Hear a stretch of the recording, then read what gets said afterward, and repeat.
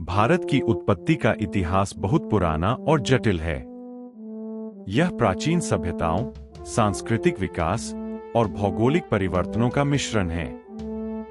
भारत की उत्पत्ति को समझने के लिए निम्नलिखित महत्वपूर्ण बिंदुओं पर ध्यान देना आवश्यक है। प्राचीन सभ्यताएं। सिंधु घाटी सभ्यता, इंद्र घाटी सभ्यता लगभग 3300 ईस्वी पूर्व से 1300 ईस्वी पूर्व तक यह सभ्यता आज के पाकिस्तान और पश्चिमी भारत में स्थित थी। मोहनजोदड़ो और हड़प्पा इसके प्रमुख नगर थे।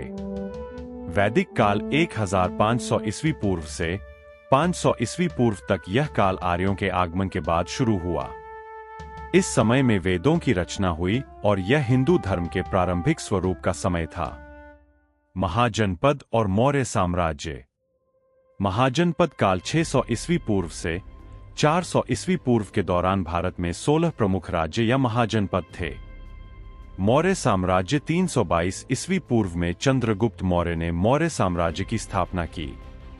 उनके पोते अशोक महान ने इस साम्राज्य का विस्तार किया और बौद्ध धर्म को अपनाया। गुप्त साम्राज्य। गुप्त साम्राज्य 320 से 550 ईस्वी को भारत का स्वर्णिम युग माना जाता है। इस काल में विज्ञान, कला, साहित्य और गणित में महत्वपूर्ण प्रगति हुई। मध्यकालीन भारत।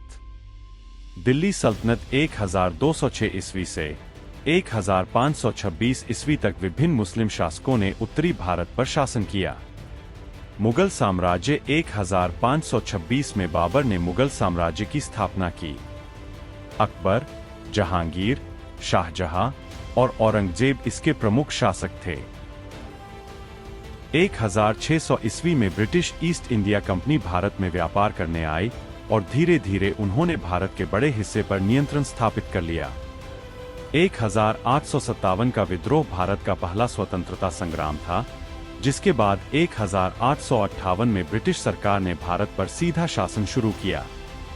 19वीं और 20वीं सदी में महात्मा गांधी, जवाहरलाल नेहरू, सुभाष चंद्र बोस और कई अन्य नेताओं के नेतृत्व में स्वतंत्रता संग्राम चला। 15 अगस्त 1947 को भारत को ब्रिटिश शासन से स्वतंत्रता मिली और यह एक स्वतंत्र गणराज्य बना।